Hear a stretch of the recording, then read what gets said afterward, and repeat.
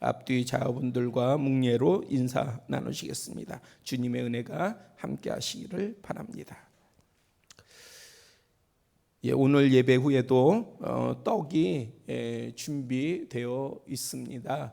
아마 연세 드신 분들은 떡을 좋아하고 우리 젊은 청년들은 빵을 좋아하고, 그렇다고 해서 이걸 떡하고 빵하고를 매주 나눠서 할 수도 없고 그래서 우리가 교차로 떡을 준비하기도 하고 빵을 준비하기도 하는데, 맛이 아니라 우리의 사랑의 나눔이니까 그 부분으로 이해하고 받아가시기를 바라고요. 오늘 떡은 우리 원로 목사님 네 분께서 준비를 해 주셨습니다. 감사를 드립니다. 오늘은 맥주 감사 주일입니다. 금요일 오후 8시 30분 이곳에서 예배를 드리고요. 새벽 예배는 오전 6시에 1층 예배실에서 화요일부터 금요일까지 오전 6시에 드립니다. 계속해서 나라와 공동체와 각 가정을 위해서 중보 기도 부탁을 드립니다. 말씀 보시겠습니다. 말씀은 베드로전서 4장 7절로부터 10절까지 말씀입니다. 베드로전서 4장 7절로부터 10절. 제가 가진 성경으로는 신약성경 381쪽이 됩니다. 베드로전서 4장 7절부터 10절까지 봉독해 드립니다. 만물의 마지막이 가까이 왔으니 그러므로 너희는 정신을 차리고 근신하여 기도하라. 무엇보다도 뜨겁게 서로 사랑할지니 사랑은 허다한 죄를 덮느니라. 서로 대접하기를 원망 없이 하고 각각 은사를 받은 대로 하나님이 여러 가지 은혜를 맡은 선한 청지기 같이 서로 봉사하라. 아멘. 일반적으로 종말, 말세 의 어감은 소리와 말투에 상관없이 보통은 이 소리나 말투의 어감을 통해 가지고 우리가 불쾌감을 갖지만은, 그러나 종말이다, 말세다라고 하는 것은 그것과는 상관없이 부정적으로 다가옵니다. 그것은 우리가 사는 이 세상이 끝났다라는 의미를 포함하고 있기 때문입니다. 그래서 교회에서 말하는 마지막 때 종말을 일부 사람들은 종교 전파를 위하여 위협으로 여기며 거북해 합니다. 최근에는 아니지만 예전에 많이 활용한 그런 말 중에 하나가 말세다입니다. 그죠? 최근에는 우리가 잘 안 써요. 근데 여러분들 좀 오래전에 많이 썼지 않습니까? 말세야, 말세. 뭐 이런 말 많이 썼어요. 흉악한 범죄가 공개가 되면 말세야 그랬습니다. 그럴 뿐만이 아니라 학생들이 길에서 담배 피워도요, 어른들이 지나가면서 그 모습 봐도 아이고 세상 말세야. 우리 젊은 여자 청년들이 노출이 많은 옷을 입어도요, 어른들은 그 당시에 그랬어요. 아이고 세상 말세야 그랬어요. 젊은 연인들이 길거리에서 요즘은 애정행각해도 그래도 그냥 파 넘겨야지 어떡해, 그렇죠? 그런데 예전에는 어른들이 그런 모습만 봐도 아이고 말세야 막 이랬단 말이죠. 그래서 말세야 말세라는 말을 참 많이 흔하게 사용하였습니다. 자연재해나 이변보다 당시 공유되었던 도덕 윤리 기준의 상실에 대해 더 엄격한 기준을 가지고 한탄하는 투로 말했습니다. 그러나 분명한 것은 그렇게 사람들이 말세야 말세 말세야 말세 이렇게 많이 이야기했다고 해서 그 시대가 말세인 것이 아니라, 지금은 그러한 말을 안 하지만 오히려 지금이 분명한 것은 말세에 더욱 가깝다는 것이죠. 종말에 더욱 가깝다 하는 것입니다. 현재 코로나로 인한 팬데믹 상황만이 아니라 사실은 많이 공개가 되지는 않는 것 같아요. 지금 에이즈 문제도 의외로 심각합니다. 작년 이번에 질병본부가 발표한 것을 보니까 작년에 새로운 그런 에이즈 감염자가 1,222명이라고 해요. 뭐 얼마 안 되는 것 같아요. 한 1,000명 정도니까 요즘 이 코로나로 인해 가지고 뭐 이런 1,000명 정도는 뭐 1년에 1,000명 정도는 뭐 별거 아니라고 생각하십니까? 그런데 이 퍼센테이지를 보니까요. 20대가 438명, 30대가 341명, 40대가 202명, 50대가 129명. 여러분들 뭘 느꼈어요? 이거는 질병본부가 발표한 순서대로 제가 이야기한 거예요. 그런데 이거를 여러분들 한번 거꾸로 보세요. 그러면 어른의 세대보다 지금 점점점 어린 세대로 갈수록 특히 20대에서 지금 대단히 감염자가 많다는 거예요. 그런데 이것이 문제가 되는 것은 검사자에 한해서예요. 에이즈는 코로나하고 달라서 이것이 자기가 보균하고도 모르는 수가 많아요. 검사를 해보지 않으면 몰라요. 그러니까 검사한 숫자만 이렇다는 거예요. 그런데 제가 하나의 의문이 된 게 질병본부에서 10대에 대한 발표는 하지 않았어요.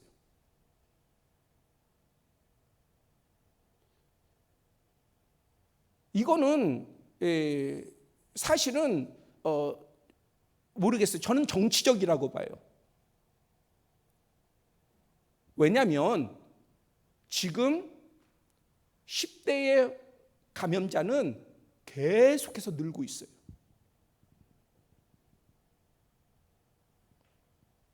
백여 명이 분명하게 우리가 수치상 보면은 100여 명이 넘었어요. 그것도 아까 말한 대로 검사자만요. 그런데 다른 통계를 보니까 10대의 에이즈 감염자 수가 계속 지금까지 매년 늘고 있다라고 하는 거예요. 그래서 제가 심각하다는 것입니다. 아니라고 얘기합니다. 그러나 60% 이상이 동성연애로 인해서 사실은 이루어져요. 근데 자꾸 아니라고 그래요.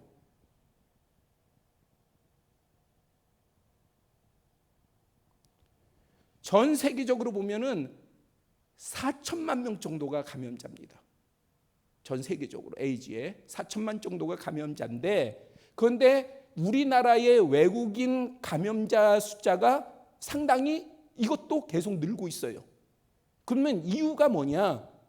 예전에는 에이즈 검사를 우리나라 입국할 때, 외국인이 입국할 때에 검사를 했어요. 그런데 인권위에서 검사하지 마라. 그거는 인권 침해다. 그래서 지난 10여 년 동안 외국인에 대해서 에이즈 검사를 하지 않아요. 그런데 나중에 문제가 돼서 보면 외국인에서 상당한 지금 에이즈 감염자들이 나타나고 있어요. 아무튼 저는 이러한 부분에 대해서 막 성토하기 위해서, 말씀 가운데서 성토하기 위해서 그런 것은 아니에요. 아무튼 이러한 전 세계의 4천만 명 정도의 그러한 전염병, 지금 코로나뿐만이 아니라 에이즈는 지금 막 서로 이슈가 되지 않다 보니까 감춰져 있지만 여전히 강력하게 세계 가운데에 존재하는 그러한 바이러스예요. 그런데 이번에 또 중국의 신형 돼지 독감이 발견됐어요. 그런데 돼지 독감이라고 하는 것이 사람에게는 전염이 안 되는데 이번에 발견된 것은 사람에게 전염이 된대요. 그래서 이것이 또 다른 팬데믹 가능성이 있기 때문에 지금 주시하고 있답니다. 변이가 발생할 경우에는 또 다른 팬데믹이 올 수 있다라고 하는 것이죠. 역사학자들이 부강했던 그리스가 왜 멸망했을까라는 그러한 이유를 찾아서 말을 하는데, 그런데 가장 중요한 종말의 출발점을 전염병에 두고 있습니다. 기록에 따르면은 주전 430년부터 426년, 그러니까는 약 4년 동안에 그 그리스 아테네 지역은 30종류의 전염병이 돌았어요. 그래서 초토화시켰어요.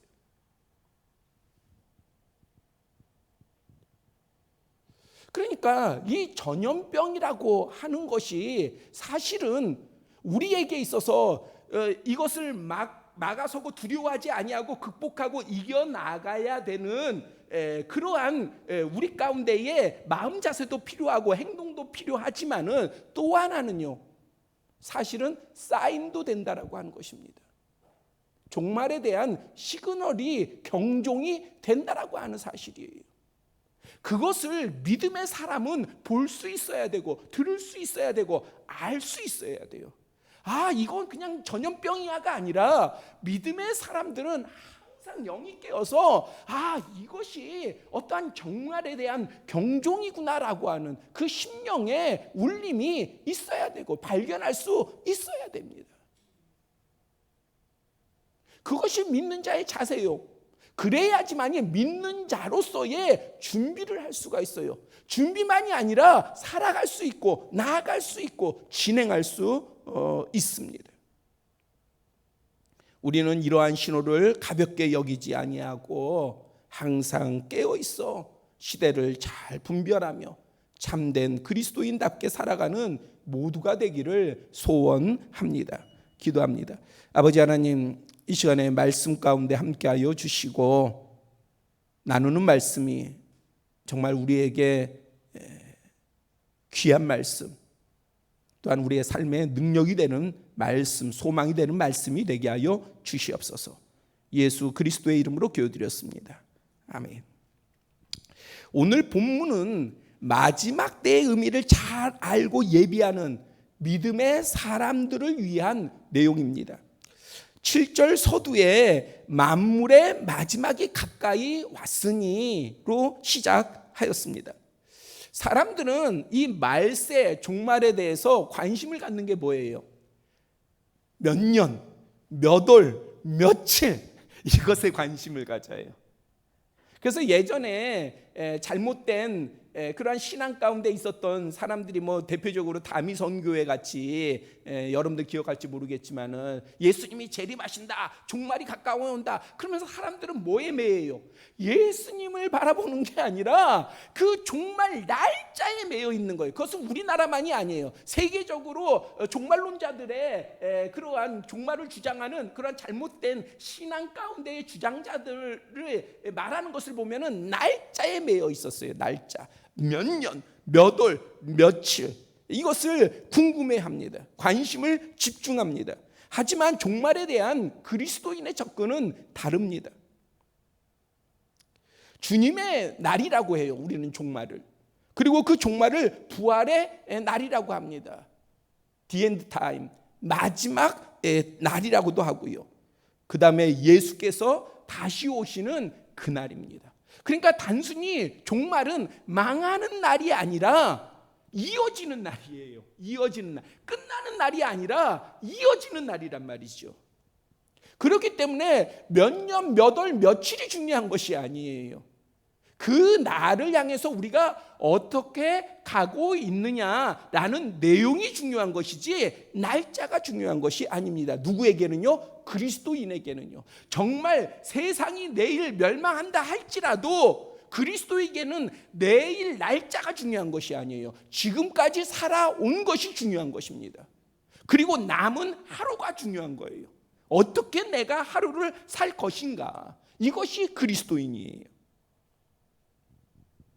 그렇기 때문에 그리스도인에게는 종말이라고 하는 것은 멸망의 날이 아니라 사실은 소망의 날이기도 합니다. 그러므로 마지막 날에 날짜에 집착하지 아니하고 언제 도래할지 모르지만은 주님의 날에 대한 궁금증보다는 그 날에 대한 확신을 가지고 각자가 사는 시대와 세상에서 주님 보시기에 합당한 삶을 진행하는 것이 그리스도인입니다. 각자의 시대, 부모의 세대는 부모의 세대 가운데서, 자녀의 세대는 자녀의 세대 가운데서 각자 주님의 날은 분명히 온다 확신을 가지고 믿음을 가지고 준비하며 합당하게 나아가는 거예요. 살아가는 거예요. 삶을 진행시키는 거예요. 이것이 복된 그리스도인이요 종말을 대하는 건강한 그리스도인인 것입니다. 그래서 교회가 선포하는 말세는 끝에 있지 않아요. 오히려 시작에 있어요. 교회가 말하는 말세는 언제 주님이 오실 거야, 몇 월 며칠, 몇 년 몇 월 며칠에 오실 거야, 여기에 있지 아니하고요. 사실은 교회가 말하는 말세 종말은 시작에 있어요. 그 시작은 언제냐? 바로 예수 그리스도께서 이 땅에 오신 날. 사실은 그날부터 말세예요. 왜 그날부터 말세일까? 바로 예수님께서 이 땅에 오셔서 말세를 선포하셨기 때문에 그래요. 종말을 선포하셨어요. 하나님의 나라를 선포하셨어요. 마태복음 4장 17절에 보면은 예수님께서 비로소 전파하여 이르시되 이렇게 시작하거든요. 이거는 뭘 얘기하냐면은 이제 예수님께서 다 준비하시고 공생애, 인류를 향한 생애를 시작하심을 나타낸단 말이에요. 그런데 이렇게 하실 때에 처음 여신 말씀이 뭐냐?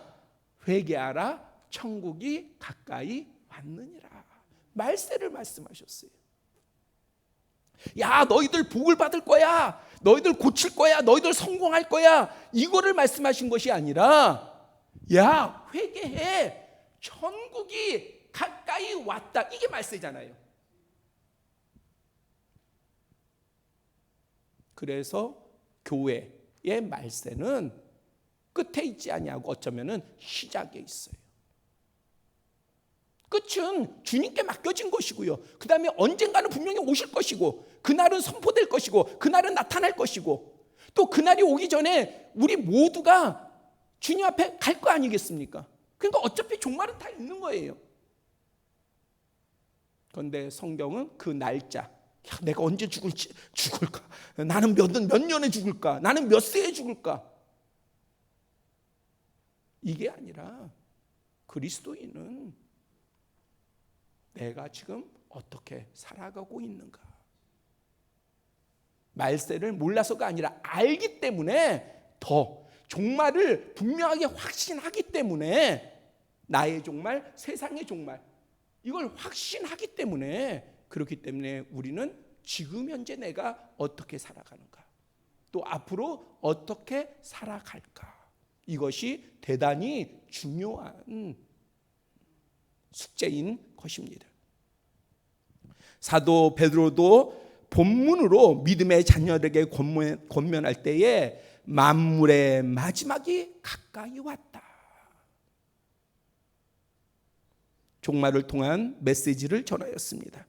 이러한 방식은 그리스도인에게 가장 기본이 되고 중요한 요구라 하겠습니다. 그러면 마지막 때를 예비하는 우리를 위한 본문의 말씀은 무엇일까?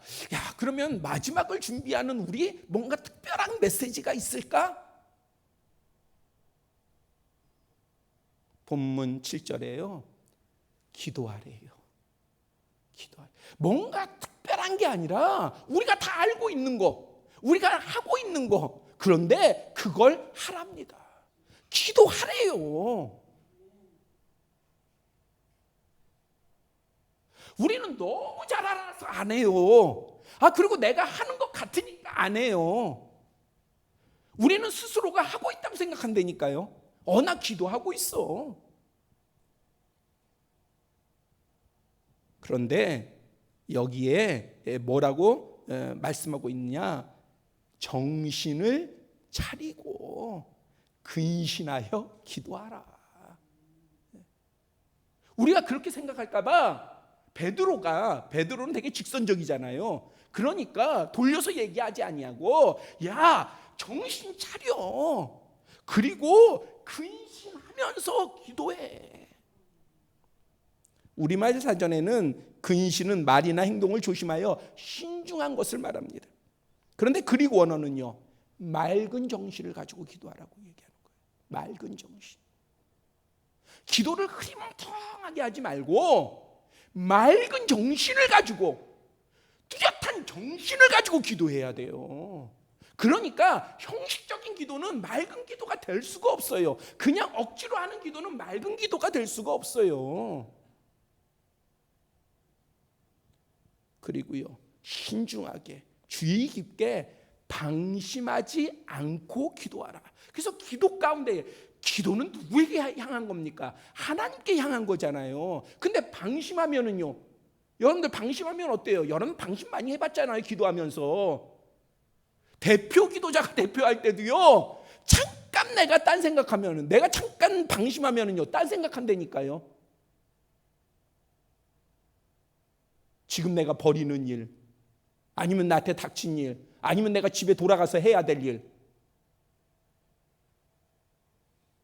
방심하면 안 돼요. 왜? 기도는 그냥 주문을 외우는 게 아니에요.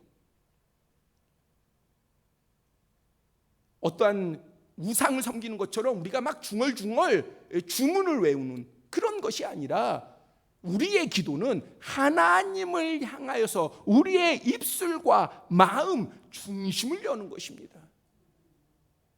그렇기 때문에 방심하면 안 되는 거예요. 또한 정신을 차리라. 바르고 정숙하고 겸손한 마음으로 건강하게 기도하는 것. 이게 정신을 차리는 거예요, 원어상. 그래서 바르게, 정말 우리가 기도하는 사람답게 하나님 앞에 나아가야 합니다. 기도는 하나님을 향한 청원입니다. 특히 주님의 날을 향하여 나아가는 믿음의 사람은 현 시대를 더욱 잘 분별하고 건강하고 깊게 기도해야 합니다. 에레미야 선지자는 바벨론에 의해서 남조 유다가 멸망할 것을 이미 알고 있었어요. 그래서 세상을 향해서 외쳤어요. 그 멸망할 것에 대한 메시지를 외쳤어요. 그러면 사람들이 들어야 되잖아요. 세상이 들어야 되잖아요. 근데 안 들어요. 오히려 핍박을 하고요. 그래서 더 큰 고난을 받게 되었습니다. 그러할 때에 그런 그에게 하나님께서는요, 우리가 잘 아는 말씀이죠. 에레미야서 33장 3절 말씀. 너는 내게 부르짖어라. 너는 내게 기도해라. 여기서의 기도하라고 하는 것은 어떤 기도를 요구하시겠어요? 에레미야가 기도하는 사람인데, 그런데 그런 에레미야에게 하나님께서는 다시 요구하시는 거예요. 너 나에게 부르짖어. 더 중심을 가지고 더 강하게, 더 확실하게 나에게 기도해. 그러면 내가 내게 응답하겠고 네가 알지 못하는 크고 비밀한 일을 보이겠다. 그러니 하나님께서는 에레미야 선지자에게 멸망의 날만 보여준 것이 아니라 구원의 날, 회복의 날까지 다 보여주셨습니다. 우리는 이 땅의 마지막 때와 같은 모형을 때때로 겪습니다. 뭐 우리가 중보기도 시간에도 나눴지만은 그 선수에게 있어서, 그 어린 선수에게 있어서는 종말이 멀리 있지 않잖아요. 그렇죠? 매 순간이 정말 자신의 종말이지 않았겠습니까? 그런데 그 선수만 그럽니까? 아니잖아요. 극단적인 선택을 한 사람만 그러합니까? 아니잖아요. 극단적인 선택을 하지 않은 사람도 하루하루 가운데에 종말을 맞이할 때가 있잖아요. 그러한 상황 가운데 있을 때가 있잖아요. 그러한 모형 가운데에 우리가 삶을 살아가기도 합니다. 주님의 날을 예비할 뿐만 아니라 이러한 종말의 때에도 나에게 이러한 종말의 엄습이 있다고 한다면 그때에 우리는 뭘 해야 되느냐? 기도해야 돼요. 근데 왜 많은 크리스찬이라고 하는 사람들이 자살을 하느냐? 뭘 하지 못해서요? 정말 하나님 앞에 그 모든 상황을 놓고 정말 분명하게 기도하면, 정말 기도했다면 달라질 텐데. 왜요? 기도는 하나님을 향한 것이라니까요. 그냥 내가 그냥 하는 게 아니라, 시간 몇 분 하는 게 아니라, 어떤 모양으로 하는 게 아니라 하나님께 하는 거예요, 기도는. 그러니까 그 기도만 하면, 하나님을 향한 기도만 분명하게 정신을 차리고 분명하게 확실하게 하면 하나님께서는 응답하겠고, 응답하시면 달라지거든요. 그래서 혹이 우리 가운데에 이러한 어려움, 이러한 무서움, 이러한 절망, 이러한 종말, 뭔가 끝내야 되는 그러한 가운데에 있다면 여러분들이 해야 될 건 뭐냐? 기도예요. 기도하셔야 합니다. 창세기 32장을 보면은 야곱이 가족들과 함께 이제 돌아오잖아요. 그냥 뭐 소유도 풍부하고요. 아주 이제 뭐 성공한 사람의 모습으로 돌아와요. 근데 소식이 들려오네요. 형 에서가 400명을 거느리고요 막 달려온다는 거예요. 야곱은 알았어요. 형이 왜 달려오겠어요? 환영해 주기 위해서? 아니요. 자기를 죽이고 빼앗기 위해서 달려온다는 것을 알았어요. 그래서 성경에 표현하기를 심히 두렵고 답답했다. 누가요? 야곱이요.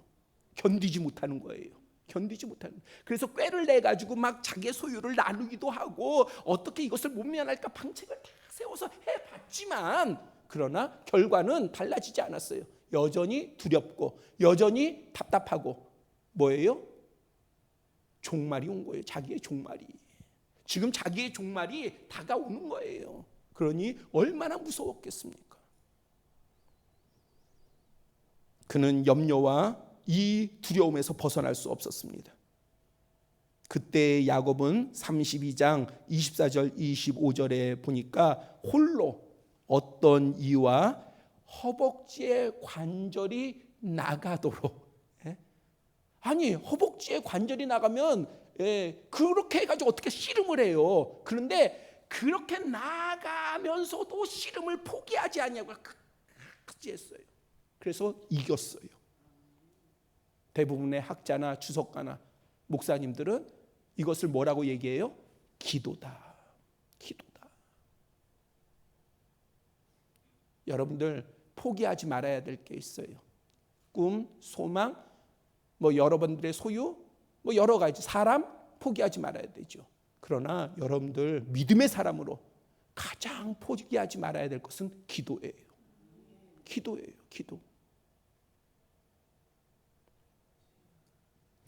우리가 주님의 날을 기대하며 또한 이 시대의 상황을 분별하며 하나님께 기도로 나아갈 때에 우리는 인정받는 주님의 사람일 뿐만 아니라 죽게 되었던 야곱을 오히려 이스라엘, 야 너가 하나님 이겼어, 오히려 이스라엘 삼으시고 더욱더 창대하게 복을 주셨던 하나님께서 우리에게도 정말 분명한 역사와 크신 은혜로 함께 하실 줄 믿습니다. 또한 마지막 때를 예비하는 우리는 본문 8절에 사랑하라 권면하고 있습니다. 그러니까 마지막을 준비하는 사람은 뭘 해야 되느냐? 사랑해야 돼요. 사랑. 그게 지혜자예요. 사랑해야 됩니다. 성경에 보니까 무엇보다도 뜨겁게 서로 사랑할지니 사랑은 허다한 죄를 덮느니라. 본문에 보니까 무엇보다도 뜨겁게 사랑하라 그래요. 아마 청년들은 이거를 되게 정열적으로 사랑하는 거를 말하는 걸로 이해할 걸로 생각해요. 왜? 뜨겁게 사랑하라 하니까. 그런데 원어에 보면은요, 사실은 어떠한 순간에 어떠한 모형으로 사랑하냐라기보다는 지속적인 거예요. 사랑은 지속적인 거예요. 한순간이 아니에요. 왜 많은 사람들이 사랑을 하고 헤어집니까? 그것은 뜨겁게는 사랑이에요. 뜨겁게는 사랑이에요. 근데 금방 활 타오르고 금방 꺼져버려. 그런데 성경은요, 여기서의 뜨겁게는요, 원어에는 열심히뿐만 아니라 성실하게 해요. 성실하게. 사랑은 성실한 거예요. 사랑은 성실해야 돼요. 그렇지 않으면은 사랑이 아니에요. 사랑의 모양은 가졌지만은 성실하지 않다면, 그 사랑에 성실하지 않다면은 그것은 온전한 사랑이라 할 수가 없는 것입니다. 우리가 사랑을 이야기하면은 가장 어떤 모형 가운데에 가장 대표적인 예가 뭐예요? 어머니의 사랑이잖아요. 어머니의 사랑. 아버지의 사랑보다도 어머니의 사랑이잖아요. 왜 그럴까요? 뭐가 달라서 그럴까요? 바로 이 성실성이에요. 자녀를 사랑하는 성실성. 이게 달라서 그래요. 혹시 이 가운데 아버지 중에도 내가 그렇게, 나는 그렇게 사랑하는데 내 아내는 그렇게 하지 않는데, 그러면 본인을 아내라고 생각하세요. 아무튼 사랑은 성실해야 하는 것이. 사랑은 지속성이 있어야 됩니다. 이것을 위해서 우리는 성경이 밝히고 있는 사랑의 본질을 알아야 합니다. 마태복음 22장 37절부터 40절에 예수님께서는 네 마음을 다하고 목숨을 다하고 뜻을 다하여 주 너의 하나님을 사랑하라. 이것이 첫째 되는 계명이요.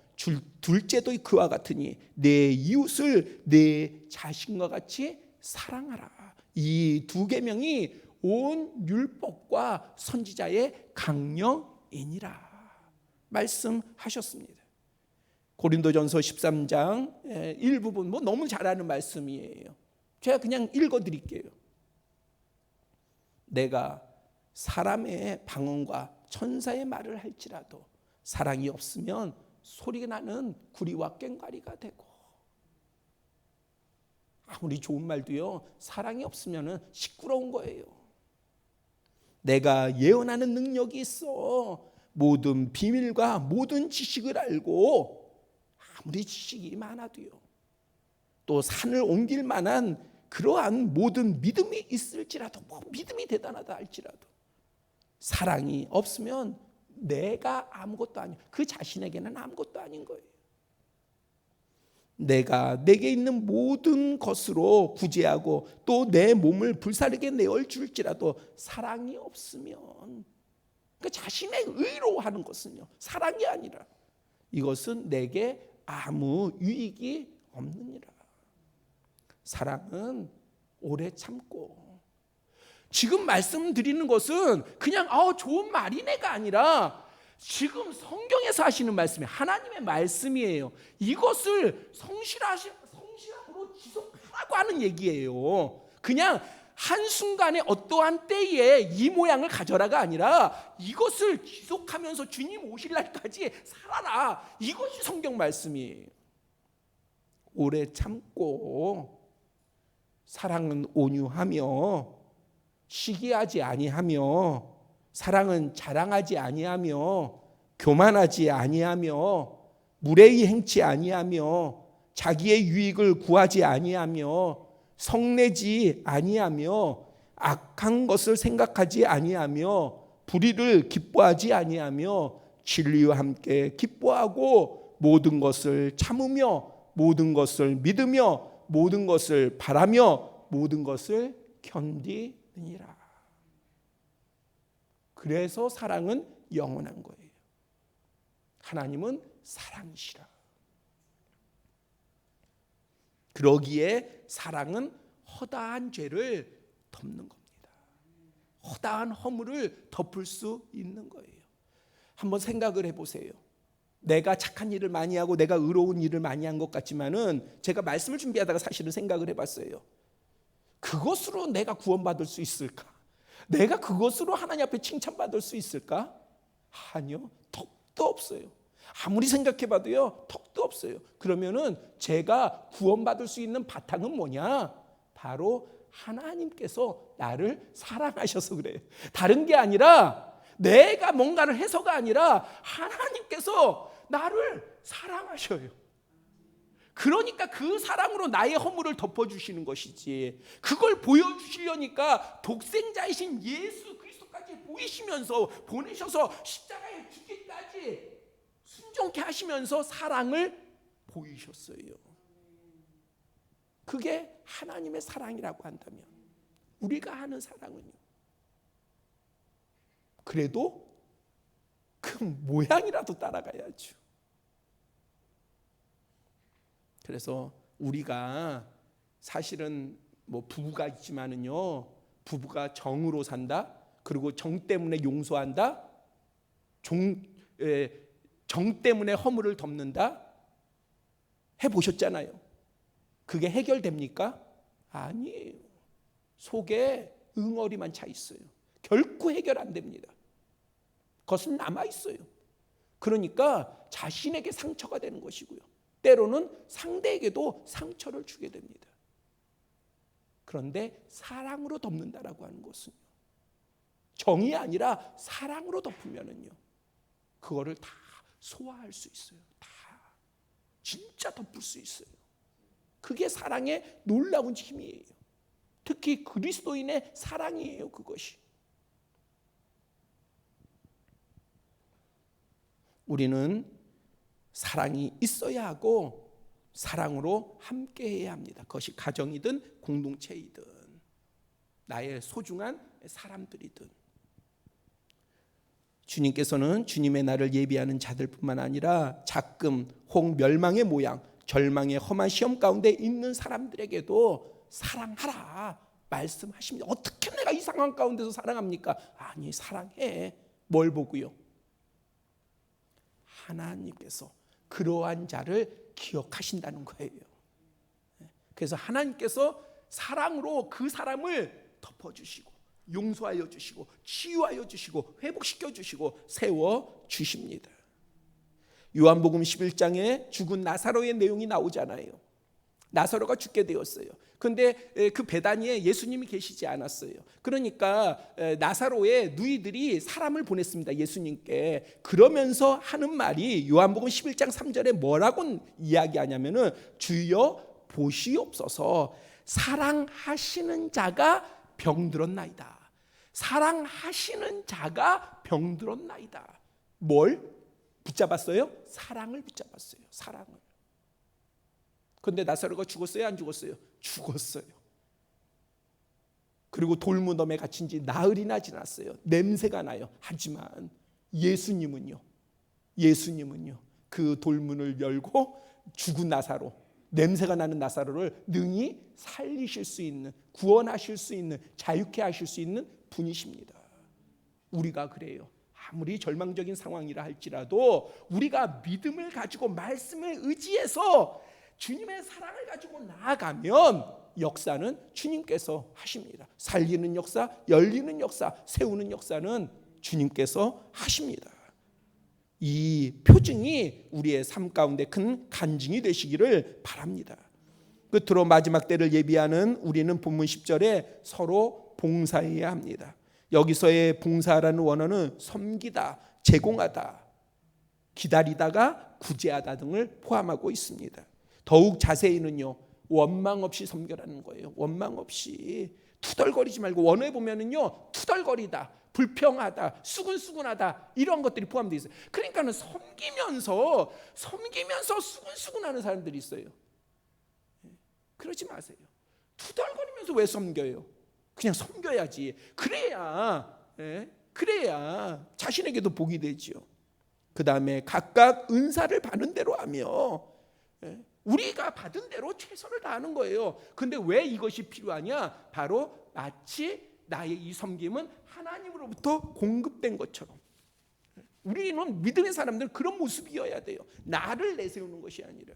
시간이 좀 갔습니다만 예전에도 제가 말씀드렸죠. 우리 원로 목사님 통해 가지고 들은 얘기인데, 어떤 목사님이 그냥 어느 교회에, 개척 교회에 열심히 도와준 거예요. 열심히 도와줬어요.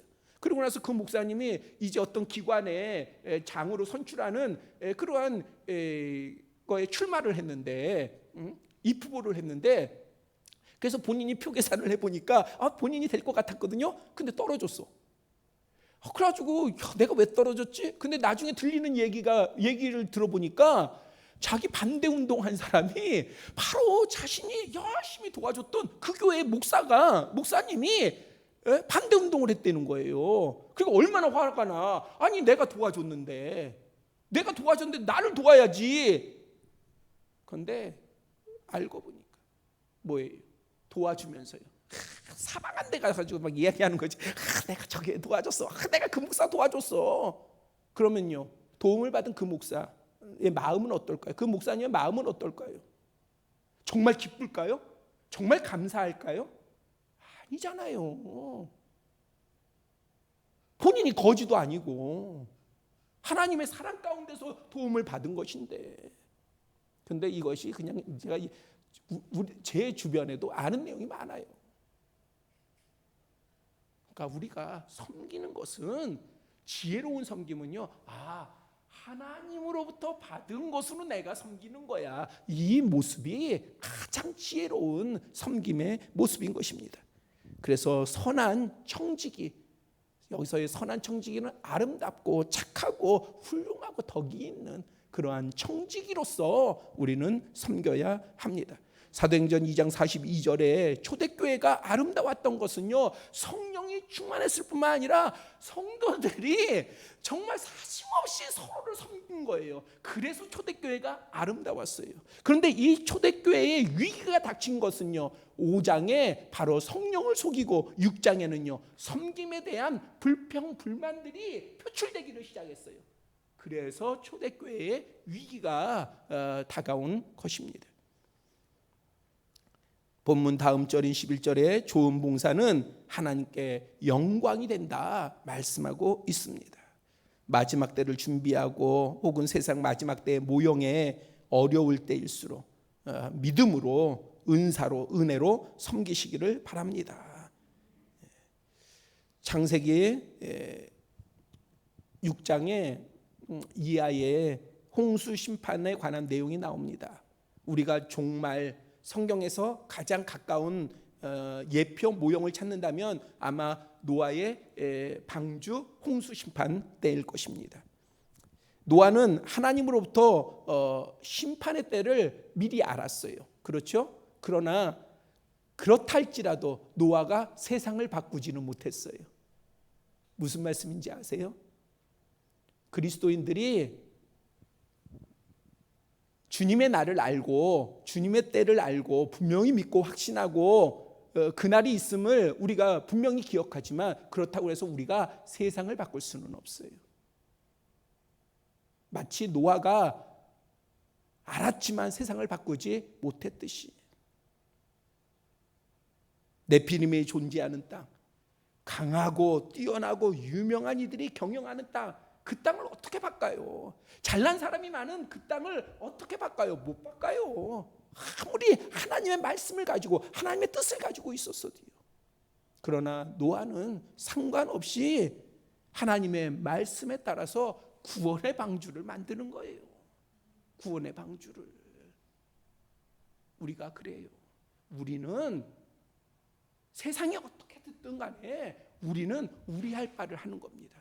세상을 향해서는 빛과 소금의 역할을 하고, 그 다음에 우리 안에서는 든든한 구원의 방주를 세우는 거예요. 그게 우리의 역할이에요.